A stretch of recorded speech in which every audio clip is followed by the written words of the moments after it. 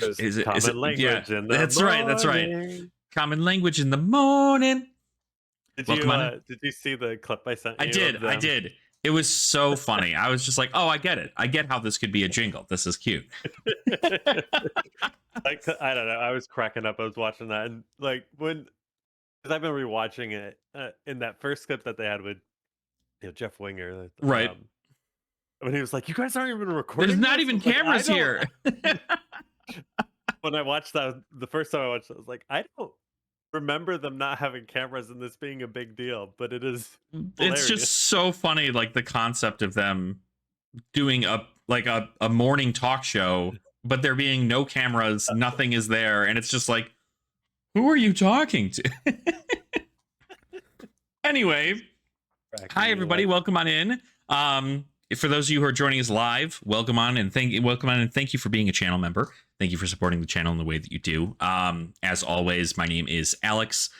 You're one of your hosts, and then of course, to my, I guess you're right, we have Nathan.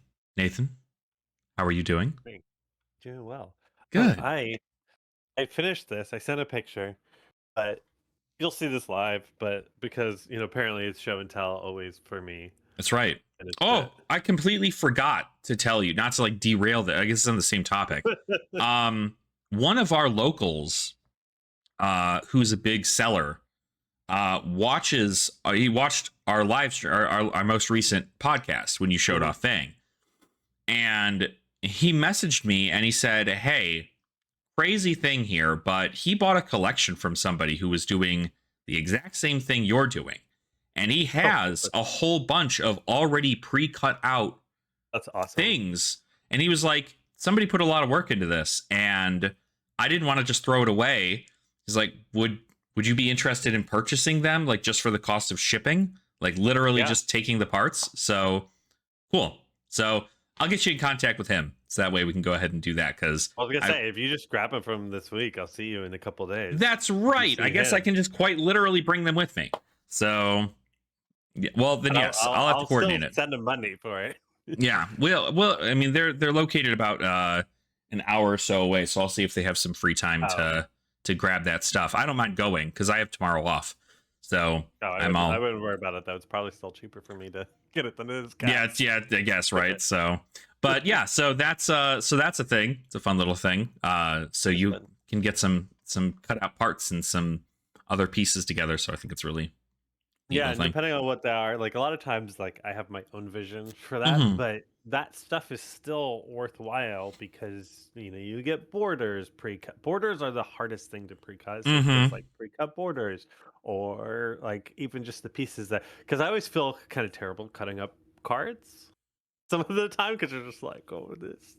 I mean, like you're not cutting up a final spring tunic. You know what I mean? Right. So. Yeah. So speaking of final spring tunic, I was getting stuff ready today and I cannot find my spring tunic. What? It's somewhere. Well, that's okay. I've also had the same dilemma. I've been building Sage stuff for the past like 2 days to get myself prepped for Worlds, and I can't find my Run Roughshods from the KO Armory deck. Yeah. I can't find my Civic Steps. I can't find Red Saltwater Swell. Like an actual legitimate, just basic rare that you can find in the set. Can't find any. I need like 4 of them, and I cannot find them. And so I'm like, this is ridiculous. I don't understand what's happening here. So we're apparently just lost. With One Roughshods, because they're somewhere in my collection too. Because I have all the decks made from Clash. So like most of that stuff that you just said are sitting in decks. Right. So like One Roughshod, for instance, I know like I have like a KO1 built, and those are supposed to be in it. I was like, I'm just gonna throw in a random blue 3 block. Like, it'll be fine. Yeah, I at least have a backup plan, but I'm just like, gosh, I really wish I had Run Roughshod, and I was just like, I can put this in here. It's perfect. It's literally like a staple in the KO deck, and I'm like, why don't I know where the hell my cards are? And I'm like, this is insane. So, anyway, yeah, apparently we just can't find cards this week. I was trying to find where the stuff is. At least mine's yours are cheaper. Yeah, mine are small little things. Yours is a $200 missing, treasure hunt that's happening inside your house right now. So it's some because I don't really do CC, so I was like, oh, it's in my it's in my LL deck, Right. because I have a Lexi LL. It's not in there, so I was just like, all right, I guess we'll we'll figure it out. farm. Yeah, and I also forgot I was gonna bring Briar LL instead of Lexi LL. I'll probably still do that switch, Yeah. just because it's only half a deck that I'm switching around because I. So my Lexi LL is a lightning build, Right. so it's literally just like ball lightnings, and here's a Hmm. handful of and snapshots, and it's like, all right, I just need to pull The out the good snapshot, stuff. Yeah. some of the snapshots, a couple of the arrows, switch those in with Gentleman Heroic and a couple other things, and we'll be good. Yeah. Yeah. That's So good. Good. Good. Yeah. Well, hopefully you find it. Hopefully you find that tunic because that'll if be I don't, valuable. I'll just If well that you don't, I have one that I'm not going to be using. I think because I'm bringing 3 CC decks with me. I'm bringing Prism, Gravy Bones, and Huntsman. Huntsman uses Tunic, so if I'm not playing Huntsman and I'm looking to just play around with Gravy for a little bit, and you need it for like the Battle Hardened, if you're trying to do yeah, something, you I'm can not borrow trying to it. do it. So, but Battle Harden's all full up. yeah, that's right. That's right. You can't even get in there So it now. doesn't So, matter. geez And the Louise, yeah. only CC deck I have is Gravy Bones, and it's mostly just like what's out of the box. I Yeah, changed the some the armory things. deck, right? The So, armory deck, I changed a handful of things. I did want to put the tunic into that one because I was like, hey, that should go in there instead of his chest because I don't have dead threads, but like right. tunic works. Yeah, Tunic's But I fine. can't find it. Gets you at least a resource somehow, right? So Yeah, and I can't find it, but that's fine. it's fine. I We'll figure it out. this is what it is. But this week, how was your past week? Not bad. Not bad. I think a lot of it has just kind of been tying some stuff up at work and then getting about making sure I'm just prepping for Worlds. My flight wasn't canceled yet. Fingers crossed. So I we're know, right? in an okay spot. I really will like lose my mind if I show up to the airport on Thursday and they're like, sorry. Like, but it's been it's been good. So prepping for that. It's pretty much all it's been. I went to our casual night on Saturday, which was a lot of fun. I was just have fun at our casual nights. We just kind of hang out and shoot the shit. I brought a buddy of mine who's my friend of like 20 plus years. He's a very big workaholic, and so anytime I get him to come out and hang out, it's always good. But he's not always a big fan of. It's not that he isn't a big fan of Fab, but he usually plays Magic, and so I'm just like, okay, cool. Well, he knows enough about it. I've shilled it to him enough to where he at least knows the concept of the game and he enjoys playing it. I knew for certain. I was like, you know what? I'm wondering if I could try to hook him with CC because he does like longer games and more like intricate thought processes of power and stuff like that. And I've really only shown him Clash and Commoner and things like that. Yeah. So I actually had him play Gravy Bones yesterday, or not yesterday, on Saturday. That's a hard deck too. It's a hard deck. Not to flex on my friendship, he's a smart guy, and he figured out pretty quick. I mean, when he found out that Call to the without me even telling him, he said, "Oh, so I can use Call to the Grave to get this back alley break line to my graveyard to get 2 action points." And I'm like, he doesn't need anything. I was like, I don't need it. I didn't need to tell him anything. I was just like, yeah, you get it. And like he even like sequenced like a Conquer of the High Seas turn with like pitching to gold and then doing this other stuff to like draw into the conch to then play conch and then swing rigor mortis for 6. And I'm just like, he knows. He knows what he's doing. I'm just like, this dude's probably just out here like studying Flesh and Blood behind my back without me even knowing. Like that's insane. And so I was like, cool. All right, man. Like you got it. You're good. So he had a lot of fun. He enjoyed Dromai when I showed him Dromai. And so he was just like, oh, this is like Dromai, but without the Phantasm thing. And I'm like, yes, it's so good. Mm-hmm. So yeah. But other than that, I mean, it's been pretty chill. How about yourself?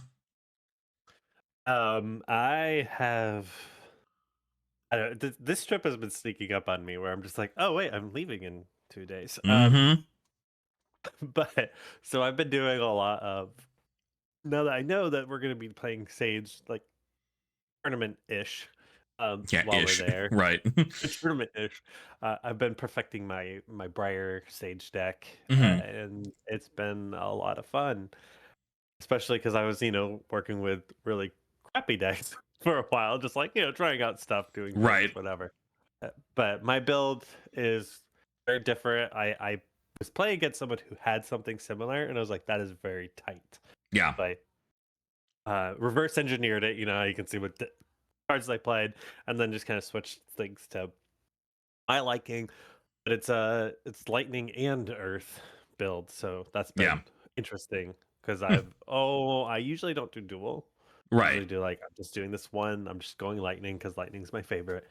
But this one has been a little bit more interesting. And then the other interesting piece was I like Nebula Blade, so I have to play a little bit.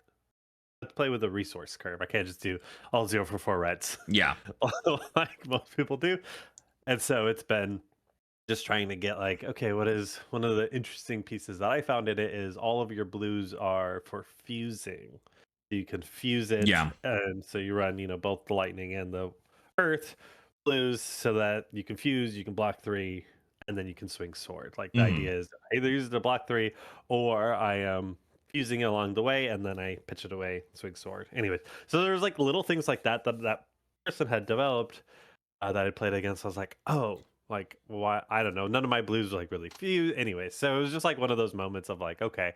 And I've just been doing little tweaks here and there of like, all right, I like this. I want to do this. Want to do this. I have found though, in it overall, uh, my particular build can hit. I feel like I hit Rude Blade hands more than Yeah. normal. Just a lot of non-attack actions, I'm Like assuming. just So, not, or just all attack actions that don't mhm. have go again.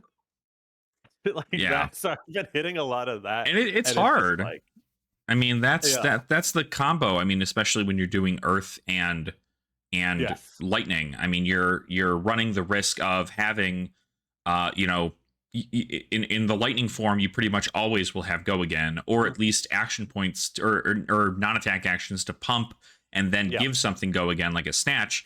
Whereas in that, it's like, okay, cool. Do I play like Evergreen? Do I play Bramble mhm, Spark Evergreen and hope that lines up, or do I play like Bramble Spark into Lightning Surge and it just like is a yeah, very basic thing and I have to sequence it yep, differently? And there's definitely a lot. I'm definitely big on having the good Earth cards, but I know a lot of my build for Briar is far more aggressive. I play the good Earth cards being like Arcane Seed's Life and mhm. Double Evergreen spark. and Bramble Spark. Yeah, those are Oh, the you those are run kind of the evergreen? ones. Yeah, I just one in the sideboard just in case I want to do like a fatigue match kind of deal. Mhm. But The fatigue match I found is just sort of like when I hit it, it's like, all right, I'm either gonna get fatigued out or I'm gonna figure out how to push over damage and yeah, win. yeah. It's And I mean you have to get to one or the other, right? So it's yeah, so I don't even bother with evergreen because I'm just like, like if I'm getting into a late stage evergreen, I've probably lost. right. Yeah, and it's I mean there's definitely avenues in which it's kind of like a cheeky thing. I guess it's also a popper. I Yeah, think it's probably that's more so true. what That's it's true. used for if I'm using the red because I don't have like the blues or anything. It's just Mhm. one red evergreen. Is that it? So probably more so for popper use, but I've never really needed to stray away from the overall game plan of just No. play 2 pumps, send snatch for 10, go again, hit your opponent with I can't remember. I think I'm on Starfall currently for Briar, but Mhm. Nebula Blade I think is still great. I've been playing what's the one I just recently I have it set up and it should air over the weekend, but I built Nebula Blade Florian and that was actually a Mhm. lot of fun. I So was trying Florian for a hot minute. I was like, this isn't quite. So my yeah. Earth cards, I'm actually sitting on Arcane Seeds, Bramble Spark, Uh-huh. uh, Autumn's Touch, and Blue, and also I've actually had a lot of fun with this Weave Earth. Weave Earth. That one is just So +3. +3, but if the thing is fused, it gets +4. Ah, okay, okay. So So like I turn my Arcane Seeds or my Twine Lightning into 8s, right, which I'm fusing those ones. So it's right. just a normal +3, right? Like doing the thing +3. If I fuse them, I'm getting +4, which an 8 are can. an A Arcanic Shockwave is pretty good. So like I'll do Yeah. things like where you go like, okay, I'll do like that and Arcanic Shockwave, and I'll fuse with like a Lightning Surge type of thing, so I can Right. Arsenal it. Things like that. So there's like little things like that. But once again, it's been playing it a lot because I feel like I get more awkward hands Uh-huh. in there, but I have built it in a way where I can. This is a mid range Briar. So Right. I actually don't have a lot of I haven't had a lot of trouble against the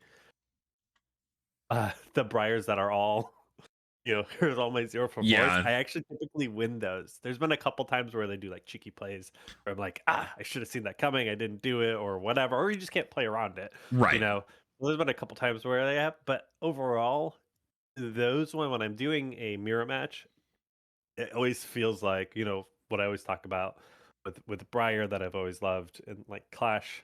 When I did my fatigue Briar, it feels Mhm. like it's my game to lose Yeah.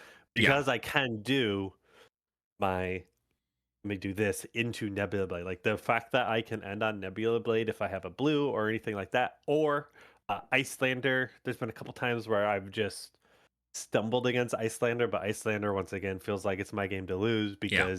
because they do all this stuff, but I have blues. So I'm just like, Yeah. I'll just pay through your ice. Like I don't care.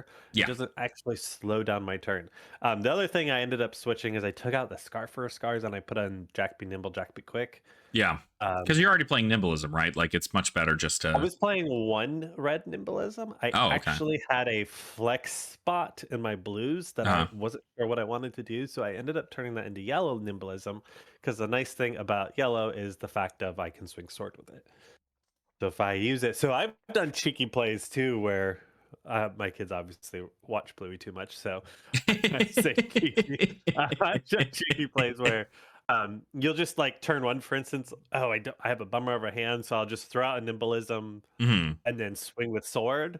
It comes in for 4 if you let it hit, which you're probably not. If you let it hit, but then I have a Nimbleism in my graveyard for my Jack Be Quicks, so I'm Yeah. set up because a lot of times my Jack Be Quicks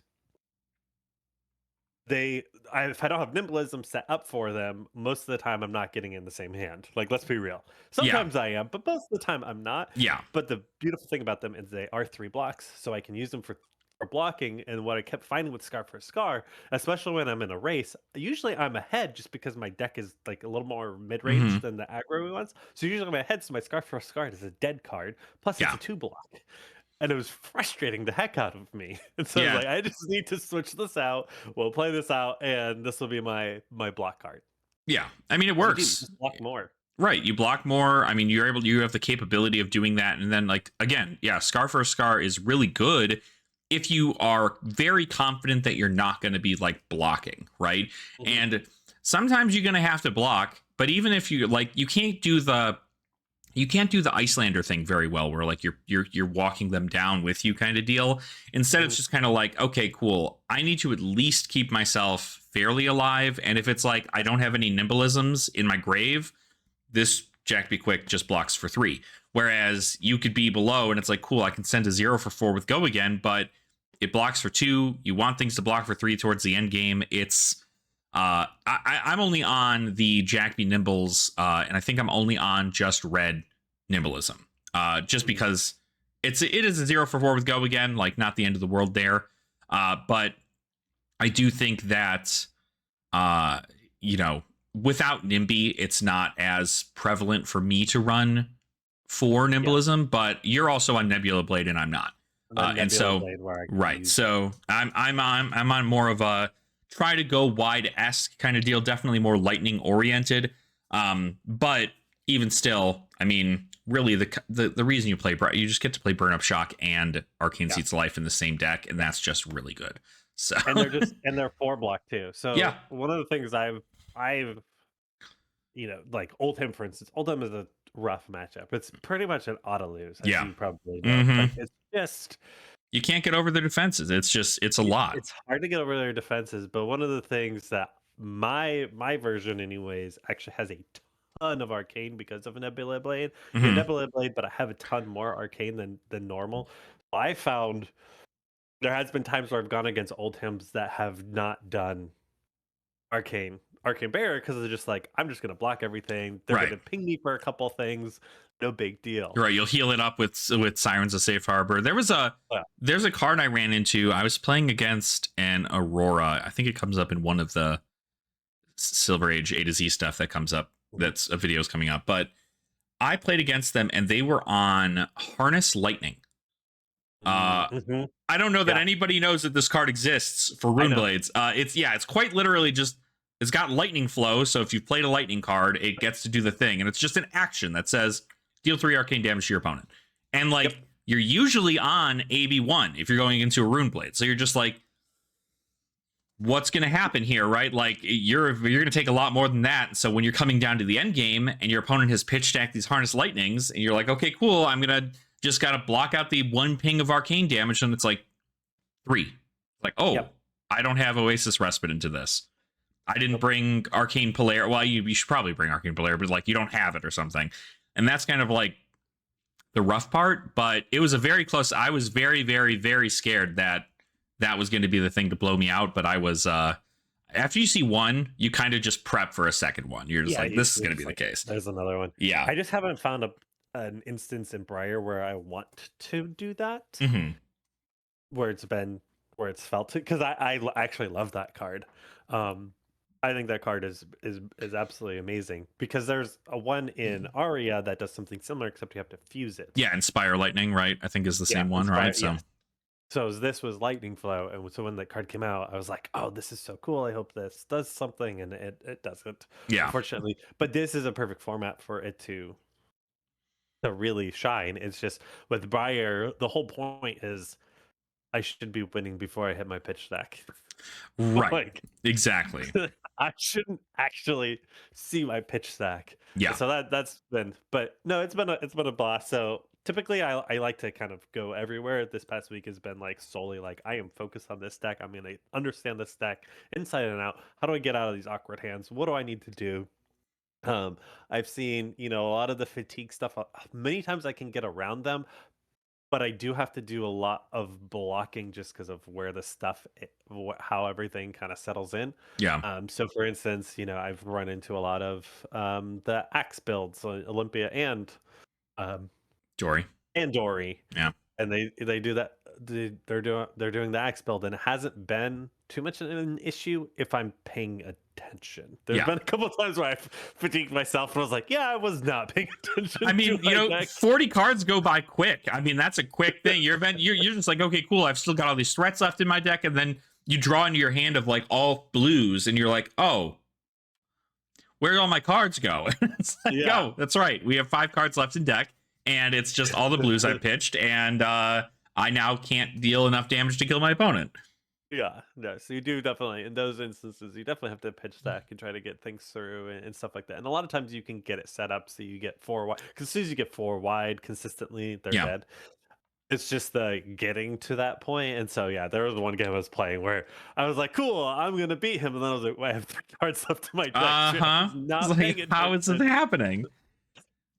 But yeah, it was like one of those dumb games where you're just like, we're not paying attention, we're not pitch stacking, because you do have to pitch stack in those games. Yeah, you have to be prepared for that. I mean, let me tell you, I've gotten some because we're moving up into the Fs after D&E, and I was playing a game of FaB. Have you played FaB yet? Yes, I have. Oh, I think it's good. My God, I have never felt like a bully in my life until that time, because I think I've just consistently built the deck to do like somewhere between 15 to 25 points of damage in a turn for like 4 turns in a row. And like I don't know, like I don't even like Block Slop can't even like hold up to that. Like it's just so much being sent out, and like your opponent can't respond back. It's very, very good. I've had a lot of fun with it, but that's a future thing. I think FaB is very, very good. From what I have played with it is I can usually outrun FaB. Yeah. And as soon as I start making him block, with Briar at least, as soon as I start making him block, he's done. Right. Well, yeah. And I mean, that's kind of aggro decks, right? Is that like the second you have to block, you're done. And so that's unfortunately, especially in these younger hero formats, like the die roll is so incredibly important because it's like if you go into an aggro, you don't even need to go into like if you have an inkling that your opponent has aggro cards in their pool, just go second anyway and just be like, cool, all right, I'll block out my opponent. Like most of the time, you're going to want to go second unless your opponent's like a rune blade, I don't and know, then even still, with like FaB it's though, like, he usually leaks damage on me. yeah, like you're When he usually goes first, sinking I through. block, and I usually still take 5 damage. Yeah, So sometimes I wanna go first because I want the earth, the embodiment of earth right. in there, because like, he does have some force Yeah, seeking Briar to specifically is going to want to go first to be able to at least threaten because and granted, FaB can block, but FaB only has like 2 blocks in the deck. most of the things. Some 3 blocks, but so it's like you're still probably going to be able to leak damage to get an embodiment, which is going to start your turn off very well. But again, that's like chain. You're probably not going to want chain to go first because Yeah. chain's just going to like park everything and set up 2 malefic incantations and then pass. Oh Whereas my god. your turn is going to be like, cool, send it. I went against a chain that did that, where they literally got turn 0, 2 malefic incantations, had their helmet, got a rune gate card Uh-huh. into the banished zone, and passed. It's Damn it! insane. Like it's just It's it still almost feels one. I it, misplayed somewhere in there. I know I did. yeah. Like no, I'm not calling it out, but like I did misplay in there, and he did win, but like I was an uphill battle from the get go. Yeah, I Like, mean you even if can I didn't misplay, I don't know if I still win. yeah, you still have to just like hyper block and like I think there were times in which right now I think even still there's a lot of like testing happening in the Sage Yes. format just entirely, and so you see some people are on Rune Gate chains, some people are on Boomer chain, some people are on like a mix of both, some people are on like hyper fatigue chain, which was like the wildest thing that I've ever seen in my entire life because It's you wild. do not think chain would be anything fatigue, but it was playing chain like I would expect Vincent to play. And I was like, Mhm. this isn't correct. Like, what are you doing? This is weird. Just play Vince at that point. Yeah, and yeah, just play Vincent. You're gonna have a better time. I promise. So but it's been good. It's been good. So well, then let's go ahead and maybe get into our topic of the day today, which I know that the both of us have a pretty big passion about as far as things are concerned, which is just kind of uh, building a local community, building something up. And it could be Sage, it could be CC, whatever you're doing for FaB. But I know that oftentimes I still see, even to this day, even with the growth of Flesh and Blood in the way that it is, there are still people out there who are saying, I can't find an LGS near me that's doing this for like 2 hours. Like I have to drive 2 hours to go to an LGS that's actually that is currently doing stuff for Flesh and Blood. And honestly, if you can find the people in your state or your country that are within the general area and also like Flesh and Blood, even if you can just get 4 people to show up every single night to an LGS that doesn't even sell Flesh and Blood, you can still make a local scene happen.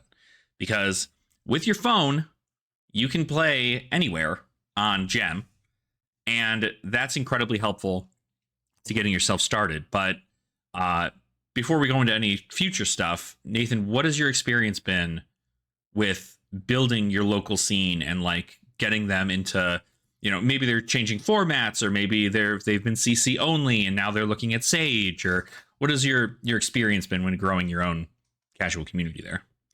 Yeah, so I'll just say this, like it is hard. Mm-hmm. I've been through a couple different local scenes. So brief history is there's an LGS about 20 minutes away from me, and I started going there. They got into Flesh and Blood and Monarch, so we started going there. We had a good like 8 to 10 people. Mm-hmm. We built up to about 8 to 10 people, but it was several people, an hour away, this or that. I live on the coast. There's a lot of military around me, so if you've ever been military or been around military, you know that military is very transient, right? They come in, they're there for like a year or two, and then they're gone. Right. So like we had that going on where we had a lot of military guys, and just natural kind of fall away, this or that. And so we did, like we had like 8 to 10 people. Sometimes on a good night, we'll get a dozen or so people coming in. Hmm. And it just eventually, after a year, just fell apart. Then we had like a couple more military guys that came over that were interested in it. We played with them. That was when Clashlight came out. So I had my Hmm. big Clash box. So we'd all just grab some decks and play and stuff. I actually wish Smash Palace existed then because we did do a couple of UPF with 3 people. It's hard, right? Yeah. 3 people it's hard. And I had friends in Pensacola and they, couldn't come out every week. They would try all of that. There's also like, I will just say this. I don't one of the reasons why I try not to pay too much attention to like flesh and blood community Hmm. drama is because I used to do that and we've lost a lot of players to drama. Yeah. With the drama that's gone on and this and that and people like I'm done. One of my best friends, he like was out and so we played a lot of like sorcery and different things like that. I actually dropped off of FaB for a long time because of the different drama happening. So Right. if you are one of those people that have seen drama or this or that, be like me, ignore it and move on with your life. Like I don't know, like I know some stuff happened with Saint and things like that or whatever, and I personally don't pay attention to it Yeah. because it has in the past been like a very negative effect on me where I'm just like, this is stupid. I don't like this game anymore because of the way that they treated this or this whatever people are treating them. So Right. I avoid the drama. Yeah. I'm I just like, mean, I don't care anymore. yeah, definitely. I mean, a lot of it is based on that fact. I mean, obviously, if everybody is able to make their own opinion on who's the bad person in the scenarios, but at the end Right. of the day, what we should be caring about is how to grow Flesh and Blood, how we want to play Flesh and Blood, and then like if we don't like another person, we don't have to talk to them, right? I mean, like Yeah. those are those situations in which ignoring Yeah. it and just being like, hey, you know this person's going to get their due diligence, especially in drama situations, right? It's like Yeah. blocking blocking And those when I talk people and about, making that happen is going to be good. yeah. So Yeah, when I talk about drama, like I mean, I'm talking not about like local scene. I'm talking about like the greater like flesh right, and blood drama yeah, that happens throughout the years. That's going to happen yeah, with a close knit because I started playing just before Monarch hit, and if you have been around and around that time, flesh and blood community was a very close knit community because it hmm, was very small, and we're all online because of the pandemic, hmm, right? And so there was a lot of that going on, and then like different people fell out of favor with LSS and things like that. So needless to say, like I know like there's all this stuff, and forgive me for not wanting or trying to say like, hey, so and so shouldn't get this creator content or things like that. Like it's more of me just not having an opinion because I don't want to get into the drama yeah, of it. absolutely. I Other mean, people can that's do that. You can right. call them out, things like that. But in our channel, on my channel, on here and stuff, like I will actively avoid having opinion about that, not to offend people or not offend people, but more of like me just trying to stay out of it because I have been deep into it and it has like very much it has affected my mental health in the past where it's like this is a game For or sure, different things like that. It shouldn't affect my mental health, and so that's more of a protection for myself. So for sure, for sure. Yeah, I think that's a good way to go about doing it. Right at the end of the day, like if you have a strong opinion on something, voicing it is fine. But I think that you're better not worrying about two people's beef online when it's not going to affect you directly, and so that's kind of a, yeah. a good Also, thing. we're But we're we're in the middle of crazy uh, uh politics crises right yeah, now, where it's like that takes my yeah, I can't that I, like I takes can't my I can't be freaking out over card game stuff when I'm trying to figure out whether or not the government's going to fix the itself. government's gonna. You're right. It's gonna itself So, over what's happening there. Exactly. But anyway, so like we died. It died. We kind of right. built up a couple of things, but we couldn't get it consistent. Like we really just needed like one more person to be consistent. Hmm. Really, is what it was at the end of the day to hit four. And then my buddy, who I said, talked about it, kind of fell out of love with Flesh and Blood. Right. Him and another friend of mine actually opened up an LGS an hour away, in Pensacola. So that's where I go now because they opened it up, and I was like, well, you guys just spent like 3 years coming here. Right. I'll go there. So we built up another community there. Now, one of the things is they built up a CC community. I can't go on Saturdays, so I Hmm. started having to build up we started building up a casual night. Uh-huh. So I was very active in building a casual scene on a different night, and that's kind of come and gone in the people that show up. One of the things that I always do is I just show up.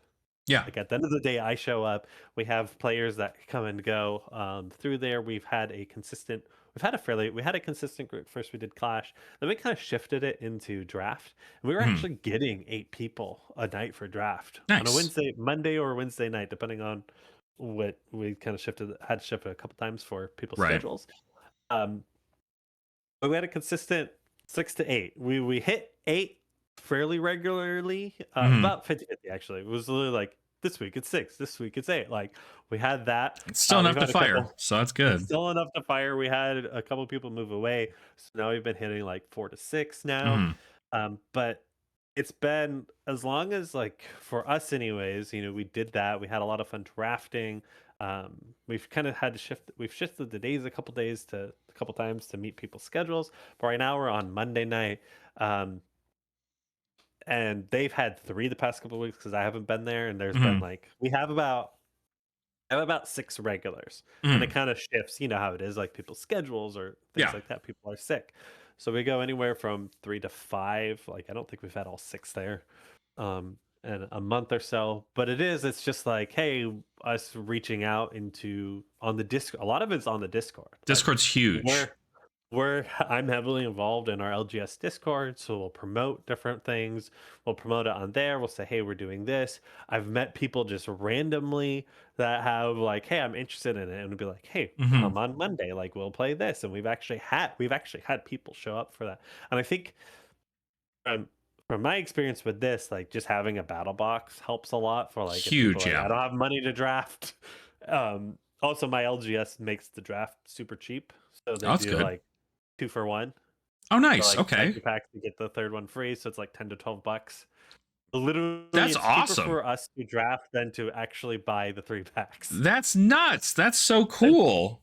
they basically give it to us as a cost because 'cause they're like, "We just want you guys to come in and play," and the Right, and reality of and, it like, at is the is end of we the sell and we day, buy more. right, and there you're gonna buy more stuff, you're gonna buy, like, sodas and drinks and other things, and so it's like, it's gonna cover Yeah. the overall cost of what an additional pack would be anyway, so So we've had great support, like, just from our LGS in general, kind of promoting it. Even when I was locally here, they didn't do like bonuses for like that, but they did do a lot of like prize stuff. Like, they were always good about doing prize. Like, first place would get 5 packs, the last place would get 2, but like right. prizing and stuff like that, where we do it like that. So we've always had really good in there, and now we get old gem packs. So, like, Yeah. the working through twos because we ran out of ones, but so now we get any of the old gem packs, like, the because everybody on the CC wants that, and so we're like, hey, on casual night, we'll just give you the old ones that we have left over, And which that's has been like awesome. still awesome. I mean, like that's kind of my whole thing. Like, having something for casual nights is super good because I think, you know, at the end of the day, while people want to just come and hang out normally, right? Sometimes there's got to be some kind of incentive to driving all the way out to a place and then getting there, right? Like, Yeah. even if it's just a participation thing of like you get your gem pack or whatever, like that's still really good. Yep. So, So we've been doing that. So it's been a lot of it, is, I would say, um personally, if you were trying to build up a community, your LGS Discord, if they have a Discord, is hmm really good. My local LGS, hmm their Discord is like dead. So it was really right. hard, and so it was really much like, honestly, we started picking like Wednesday nights to do our stuff because that was commander night. So we'd get people coming over being like, "What's this?" And we got a couple people to try it out, and then they'd show hmm up for a couple of weeks. Nope, we didn't have consistent people stay, but we would do that where we're very particular on the night we would do it Yeah. because people would ask about it. Sometimes they'd try a game, things like that. So if you're trying to build a community, check your LGS's Discord, see what's up there. Obviously, you could reach out in Purple Discord, see what people are in the area, do it there. I would say, like, using an LGS is a little bit easier than just kind of reaching out randomly to Yeah. to the group. So using an LGS Discord And also for people now, especially with Sage, go ahead and build a battle box, like just a handful, Yeah. and be like, hey, like I'm gonna do this to a learn to play, or like C4LGS would be interested in doing learn to play, or just reaching out in there and showing up. Like there were some days I would go there would be nobody, and I would just hang out. Like I said, a couple of my Right. buddies own the shop, so I'd hang out with them. I've gotten to know some of the locals, some of the commander. Some of the time when people didn't show up, like I'd just be like, oh, I'll just jump into commander pod. Right. Like, and they'd be like, "Oh, do you come?" And be like, "Yeah, I come every Wednesday. We do this casual night. Like, you can kind of promote it. We haven't really converted any commander players, but that's okay. It's just more of like just talking about it. I Yeah. do think it's going to make a difference once the Sage decks come out in February. Yeah. When Be there's like like, product to buy this purchase. $20 thing, and Hmm. we're just gonna go. I think that'll make it because I don't like looking at that. Like, I'm hoping they're not going to be limited and that they'll use that as their onboarding product to get more stores in. It's a lot easier to sell a $20 competitive product to just have people go and play Yeah. than it is to armory decks. Like even 40 or $50 for armory decks can be a hard sell for people in our economy right now. Yeah, absolutely. I think and it's a big thing to say, like, having the product there is available, but you are correct. I think like a battle box is such an invaluable thing to have. I mean, like, I think my battle And they don't even have box. to be great. Yeah, no. Oh That God, no, no. It does not need to be like this fully fleshed out thing that you need to have one of like just like build your 10 most favorite heroes and just build them, right? Just have them in there in this battle box so that way when you go, you can just say, "Hey, here's this, choose a deck, whichever one you feel is the best looking hero," right? And you don't even have to know what the hero does, right? What aesthetically, how do you feel about this hero? Do you like them? Try them out, see what that's like, and you can just explain to them the class and so on and so forth. I know. I mean, my battle box has been like holding the fort for like every one of our casual nights because it's just so awesome. There was a point where the one of the first Sage like armories was just held, I think like 2 weeks ago. I know there's going to be one, I think actually tomorrow, which I might be able to make it to. I'm not too sure yet, but I quite we literally, have Wednesday off. I do. And my flight's not until like, I don't know, 7:30 in the morning. So like theoretically I can go for a couple games, but it was, I just let the locals borrow the battle box and I was like, here you go. Like if people don't have a deck, just tell them they can show up, pay entry, and they get a gem pack, and they can just play a deck. They don't have to worry about bringing their own thing. I mean, I know a lot of people that are really established in Flesh and Blood sometimes just don't even have the deck built. They don't usually keep bulk, or they might not have those things available. And so, whenever you're looking at that and you're going like, okay, well, at least I'm providing something that I already could have built, and that way somebody else doesn't need to worry about it. That whole aspect of them showing up and being like, oh, did I build my deck properly? Did I do, like, what are these ratios? Like trying to min max your values. Yep. It's just like, hey, I showed up, I paid $5, I entered into an event that I didn't have to pay for any of the cards for. And I, the person who won the last event went 4-0 on my Decimator Olympia list, and they didn't have to buy a single card, like not a single card. They came in, they went 4-0, and it was insane. And so the battle box is huge, and that's just for like a general armory perspective. Obviously, once the format is in Gem, this will be something to push also, because it's a little bit harder to have LGSs change their armory nights to be anything different. A lot of I have seen that some communities so interested in it where they have done like, we're gonna change like this one day, or like we'll look at doing once a month or things like that. It is hard. You can't consistently change it. Yeah, but I think you could get a month. Even once 1 week, 1 week in the month, or even if you just like rotate it, right? CC Sage, CC Sage, it gives people that opportunity. But I know a lot of people have been playing CC for so long, they're ingrained in that, and that's what they want to play whenever they show up, which is fine. But I mean, like, locally, it was so hard for me to even find a place to play Commoner, period. And so kind of speaking on my own experiences of like starting a local casual scene, my whole thing is that I found I moved here to Colorado, and I went, okay, cool. I couldn't play Commoner in Illinois because it again was hyper competitive. Mhm. And so I went, okay, cool. Let's try to see if there's a place that does it. No place is doing it. It's CC everywhere. I find out that a store that's like roughly about 45 minutes away is doing Commoner, and I go, okay, cool. So I go there on like the day, or really, I think it's like a little bit, maybe it's like the day before of when their advertised armory is for Commoner. And I go and I say, hey, what does your turnout look like for this, for the Commoner night? And their response to me quite literally was, you're the first person to ask about it. And they had been like advertising this on our state Discord, which if you have a state Discord, I also suggest checking that out too, right? You know, you have if there's a specific one for an LGS, that's awesome. But usually that LGS one is also in the state Discord. And I know that most states have a Flesh and Blood Discord. And if they don't, make one, because that's going to be invaluable to getting people together. But it is, I was like, they've been advertising this on the Discord for like 3-4 months now. And I'm now the first person to ask about it. That's insane.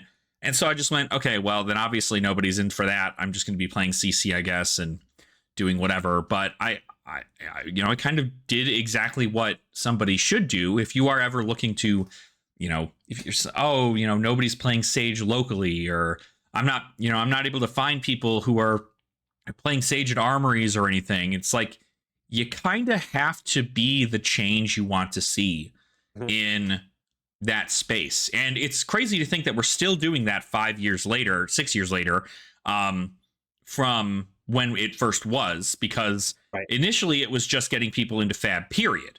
Now it's like most people will get into Flesh and Blood, most stores will get into Flesh and Blood, but it's only Classic Constructed because that's what anybody is playing, and it's where most of the cards that you are going to be opening and selling at your store are going to sell for, is that.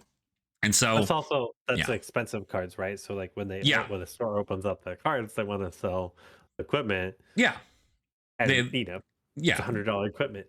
They have to find, like, it's like if your store only did Sage and you had a bunch of like, legendary equipment pieces in your shelf, if those Sage players are not ever wanting to transfer into Classic Constructed, those just sit on your shelf until you sell them online, which, you should sell them online at that point, right? Because they will sell.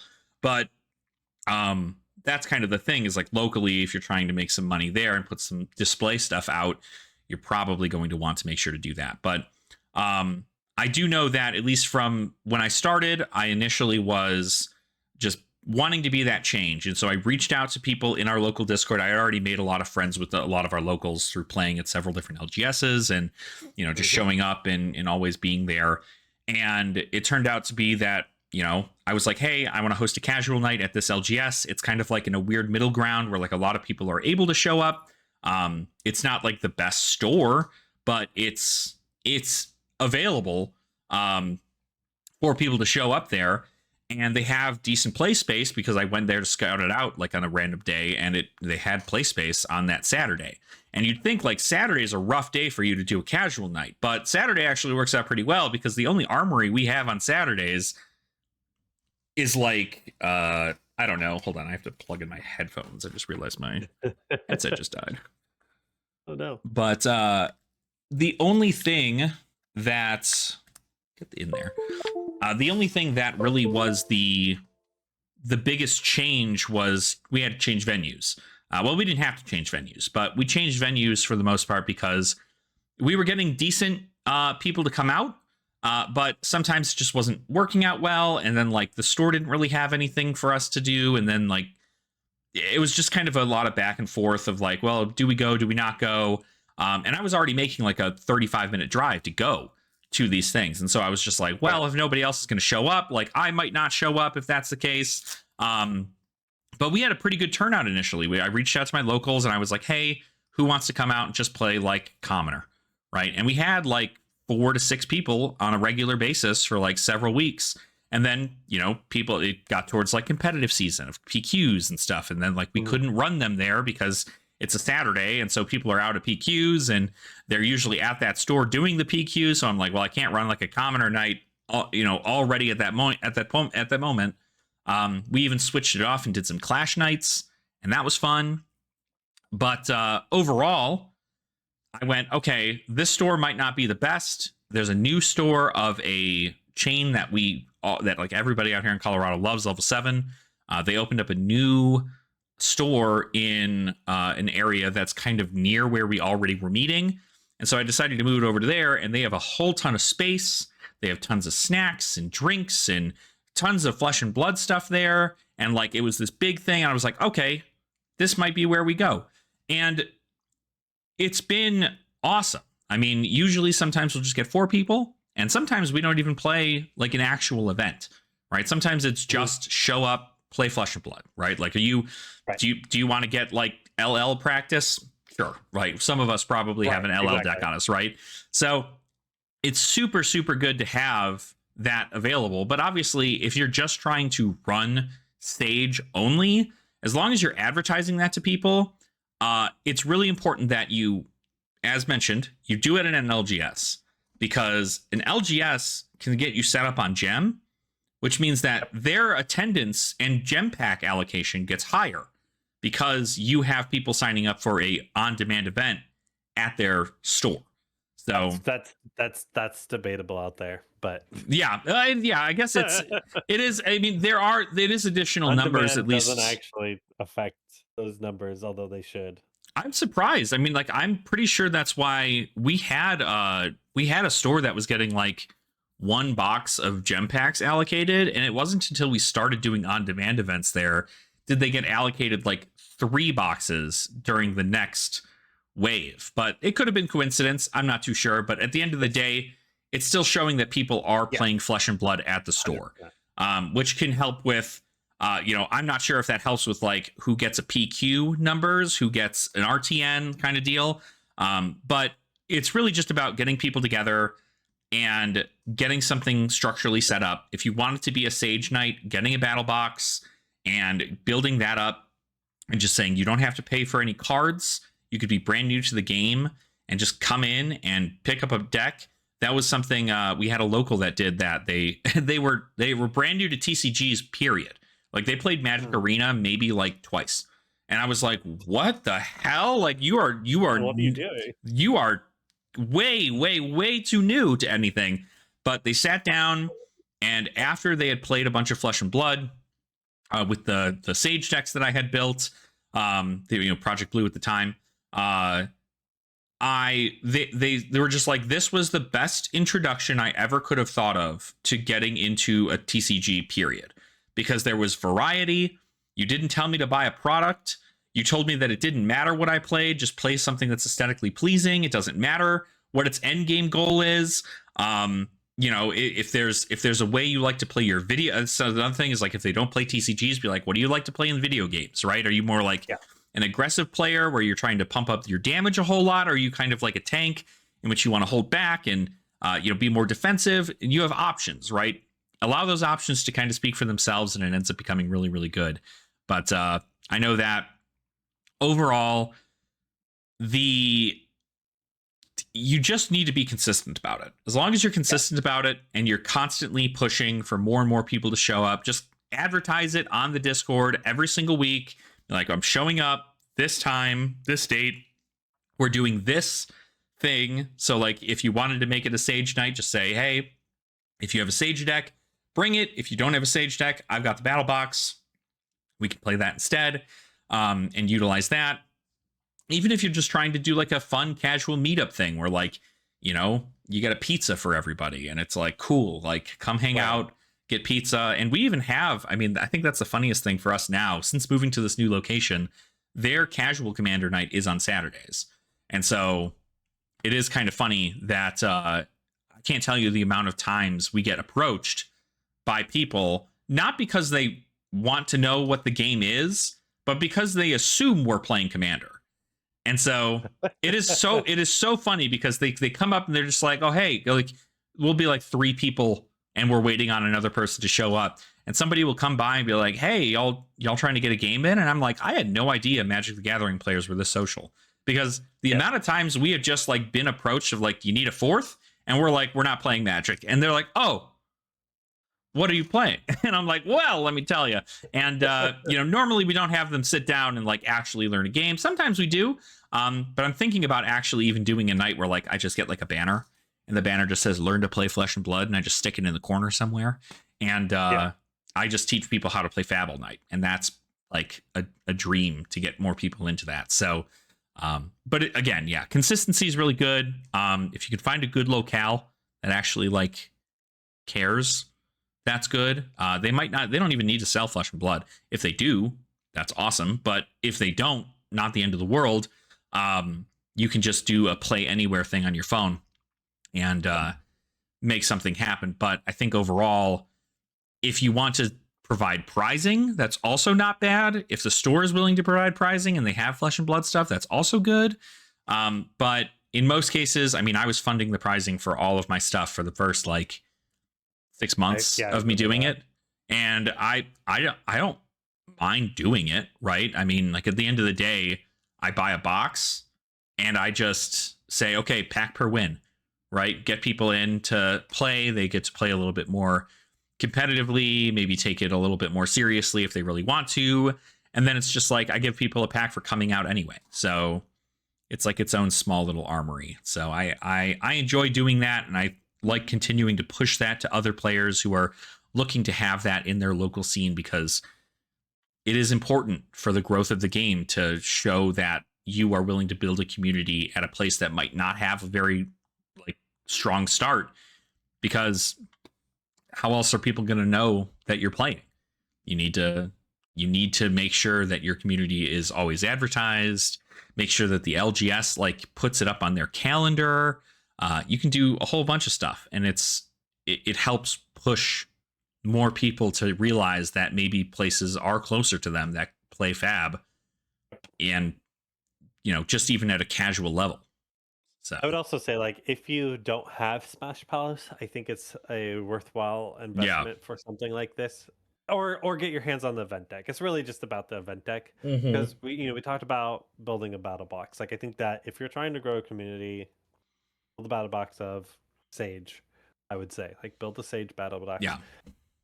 With Smash Palace, you can literally just grab one of those decks out, and then you just throw the event deck in the middle. So like I said, the past couple of weeks, I haven't been able to go, so they've had 3 players.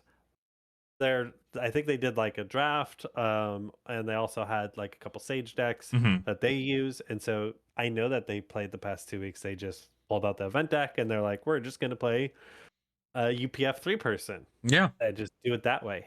Because it is with 3 people, it does suck to have like one person sitting out. It just does. Right.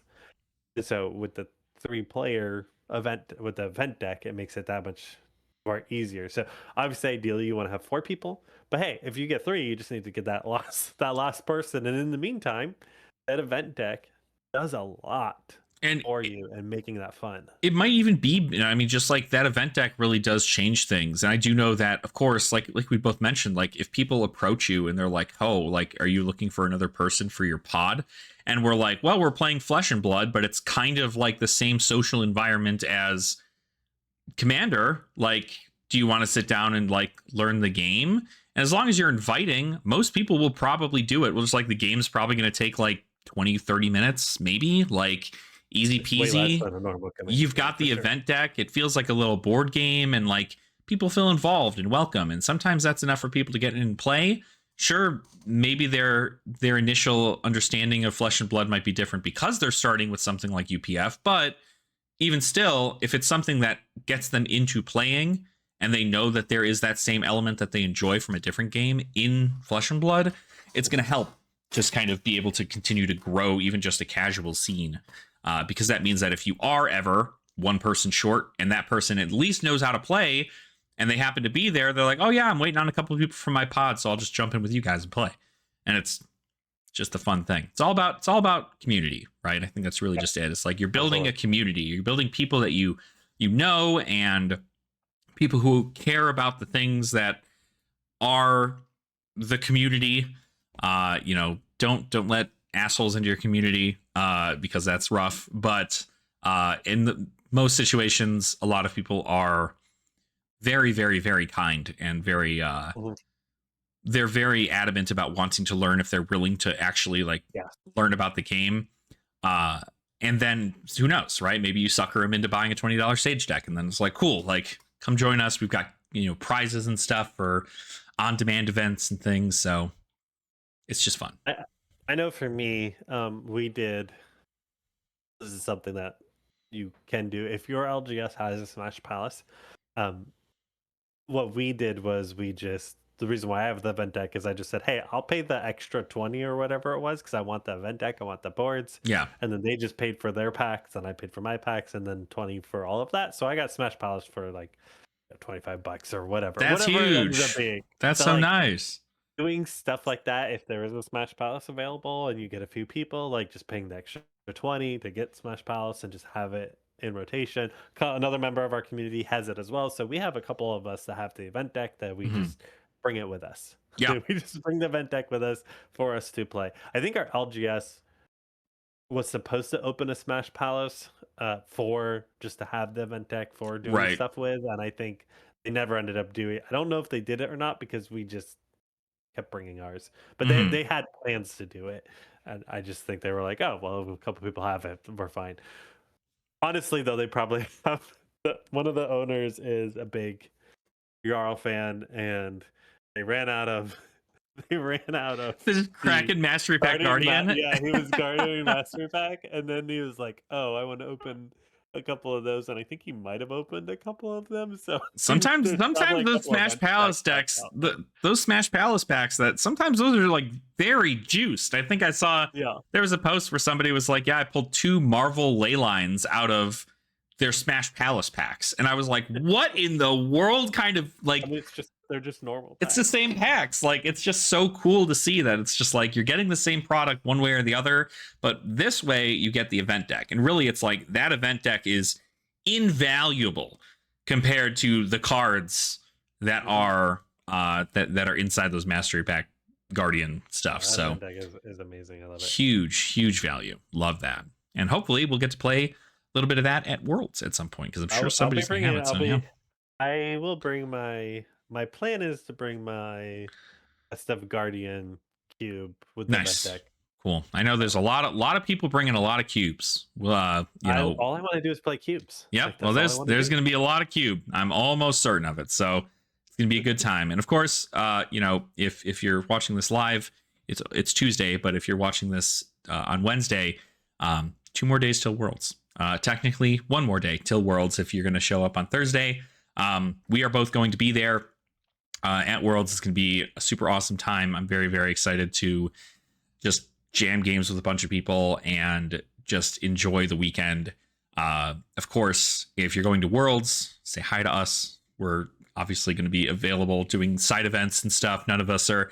I think most of the people in this community probably are not like hardcore grinding the calling or the battle hardened or anything. I think we're probably just going to be side event gaming. So that's going to be kind of the fun part of it all. But that's coming up. So by the time you're watching this, it'll be that. Yeah. Are you bringing any extra commoner decks with you? I am bringing only Ira and Oldhim, but I mean, the awful part is that their equipment is shared, because I have Ira in Sage, who uses the kitty armor, and then I also have Terra in Sage, which uses the civic armor. So there's some changes that would need to be made if you wanted to play them in commoner. But I am bringing at least Ira and Oldhim for commoner, because I'm probably going to play in the gold foil event. I might not. At least I'm going to play in the double tickets event. But I know that most of what I'm doing is going to be probably just jamming games of Sage with people, talking, doing updates.